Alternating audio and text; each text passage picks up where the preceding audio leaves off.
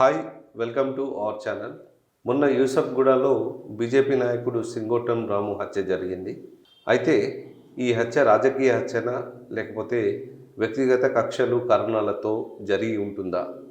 మరిన్ని వివరాలు తెలుసుకుందాం. శ్రవణ్ కుమార్ గారు, మొన్న యూసఫ్గూడలో బీజేపీ నాయకుడి హత్య కొల్లాపూర్కి చెందిన వ్యక్తి కావడం వల్ల ఈ హత్య రాజకీయం అంతా కొల్లాపూర్ వైపు వెళ్తున్నది. అదేవిధంగా కొల్లాపూర్లో అక్కడి ఎమ్మెల్యే గారు జూపల్లి కృష్ణారావు గారిపై ఆరోపణలు నడుస్తున్నవి. అదేవిధంగా అంతకుముందు జరిగిన ఒక హత్య కూడా కృష్ణారావు గారి మీదనే ఆరోపణలు వచ్చాయి. అయితే ఈ హత్యలని ఏ రకంగా చూడొచ్చు? ఈ కాంగ్రెస్ పార్టీ హత్య రాజకీయాలు ఉన్నాయా? అంతకుముందు రాష్ట్రంలో ఏనాడు ఈ రాజకీయ హత్యలు లేవు, ఏమీ లేవు. దీన్ని ఏ రకంగా మనం అర్థం చేసుకోవాలి? ఎస్ సార్, మీరు అన్నట్టు గతంలో తెలంగాణలో ఈ హత్య రాజకీయాలు చాలా తక్కువ. బహుశా ఎన్నికల నేపథ్యంలో కొంచెం అడపాదడప చెదురుమణ సంఘటనలు, దాడులు అట్లా ఏమి ఉంటాయి. కానీ ఓటు వేయలేదని ఆ గ్రామాలని ఆ వాడని తగలబెట్టిన నేపథ్యాలు తెలంగాణలో చాలా తక్కువ ఉంటాయి మొదటి నుంచి కూడా. అందులో మన తెలంగాణ ఏర్పడిన తర్వాత అట్లాంటి హత్య రాజకీయాలు, ఎన్నికల అల్లర్లు ఎప్పుడూ జరగలేదు, అంతగా జరగవు.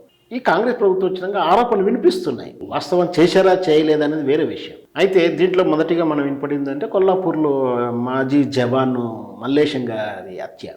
అది మొదటి రాజకీయ హత్య అన్నారు. ఎందుకంటే అతను ఈ మధ్యకాలంలోనే బీఆర్ఎస్ పార్టీలోకి మారి ఉండటం, బీఆర్ఎస్ పార్టీ నుంచి కాంగ్రెస్కి రావాలని ఒత్తిడి చేసినా కూడా ఆయన మారకపోవడం, అంతకుముందు బీఆర్ఎస్ పార్టీలో ఉన్న జూపల్లి కృష్ణారావు వర్గంలోనే ఆయన ఉండటం, బీఆర్ఎస్ పార్టీ టికెట్ ఇవ్వడం వల్ల జూపల్లి గారు కాంగ్రెస్ పార్టీ మారినాడు. కానీ కింది స్థాయి కార్యవర్గమైనటువంటి ఒక నిజమైన బీఆర్ఎస్ కార్యకర్తలు సహజంగా వెళ్ళలేదు. అందులో ఒకటి మల్లేశం. దానివల్లనే హత్య జరిగిందని చాలా నాళ్ళు చర్చ జరిగింది. విచారణలో మాత్రం దాని తాలూకు రాజకీయ కక్షలు, ఓటు వేయడము, పార్టీ మారకపోవడం కాదని మాత్రం తెలుస్తూ ఉంది. దాని నేపథ్యం ఏంటి అంటే ఆయన వ్యక్తిగత ల్యాండ్, ఆ ల్యాండ్ కబ్జాలు, దాని భూ తగాద వివరాలు ఒకరం. ఆ వివాదాల్లో ఇతను బలి కావాల్సి వచ్చింది. సరే, ఎవరిది ల్యాండ్ ఏమిటి అనేది తర్వాత విషయం. అది దాని వెనక మళ్ళీ రాజకీయ ఇన్ఫ్లుయెన్స్లు ఉన్నాయంటున్నారు, రకరకాల. మొత్తం మీద పార్టీ మారడం కానీ ఓటు వేయకపోవడం కానీ జరిగిన వల్ల హత్య కాదు. అది ఒక క్లారిటీ వచ్చింది. అప్పుడు ప్రధానంగా వినపడిన పేరు ఏంటంటే జూపల్లి వైపు అందరి వేళ్ళు వెళ్ళాయి. హైదరాబాద్ యూసఫ్గూడలో జరిగినటువంటి బీజేపీ సీనియర్ నాయకుడు సింగోటం రాము హత్యగాయించబడ్డాడు. వీధిలోనే చాలా దారుణంగా, కిరాతకంగా చంపారు. అయితే బీజేపీ నాయకుడు కావడంతో ఇది మళ్ళీ రాజకీయ నేపథ్యమైంది. మళ్ళీ ఇది ఇతను నెగిటివ్ ప్లేస్ కొల్లాపూరే. మళ్ళీ కొల్లాపూర్ వైపు వెళ్ళాయి. మళ్ళీ కొల్లాపూర్ రాజకీయ హత్యల గురించి టాపిక్ అయింది. మళ్ళీ ఇక్కడ కూడా జూపల్లి కృష్ణారావు పేరే వినిపిస్తుంది. సార్, రకరకాల చర్చలు సోషల్ మీడియాలో రకరకాల చర్చలు జరిగాయి. వాస్తవానికి అయితే ఇతనికి కానీ జూపల్లి కృష్ణారావు గారికి ఏ విధంగా సంబంధం లేదు కొల్లాపూర్ రాజకీయాలతో. మాత్రం మల్లేష్ పార్టీ ఉండడం, పార్టీలో ఈయన వర్గంలో ఉండడం, ఇతనికి సరే వ్యక్తిగతంగా పరిచయం, గుర్తుండే పరిచయం లేకుండా ఒక రకం ఎంతో అంత అనుబంధం ఉంది. బహుశా ఈ సింగోటం రాముకు మాత్రం అలాంటి అవకాశాలు లేవు, ఉన్నట్టు దాఖలాలు కూడా లేవు.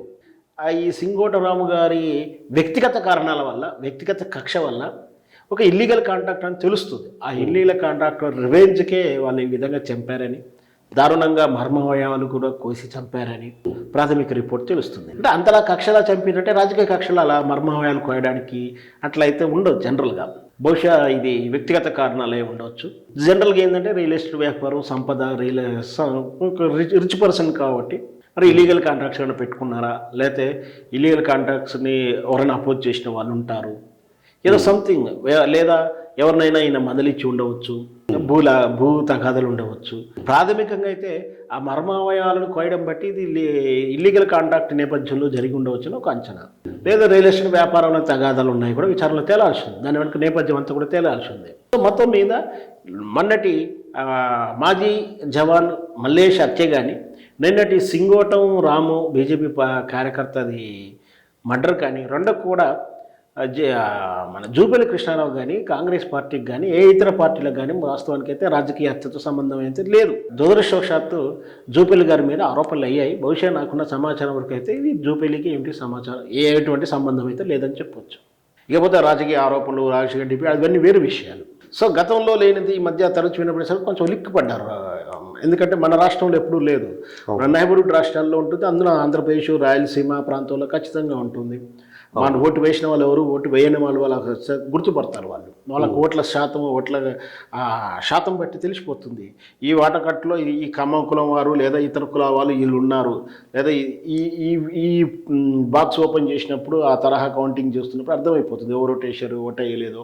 పైగా ఇంకోటి ఏంటంటే తెలంగాణలో నువ్వు ఎప్పుడు కూడా ఓటేసి బయటకు వచ్చిన వాళ్ళు తెలంగాణలో సాధ్యమంత వరకు ఓరికేసామంటే ఎవరు చెప్పరు.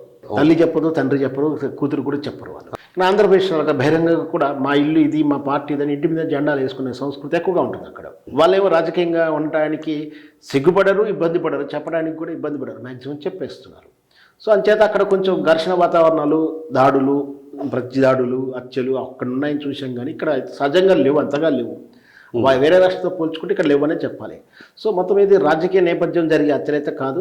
ఇక్కడ వేచి చూద్దాం మరి అసలు ఇంకా ఈ నిజమైన కారణాలు ఏంటి ఈ కేసు గురించి, మరి ఇంకా హత్య వెనుక ఎవరెవరు ఉన్నారో కూడా విచారణ తెలుస్తుంది. మరి అప్పటి వరకు మనం వేచి చూడాల్సింది. ధన్యవాదాలు.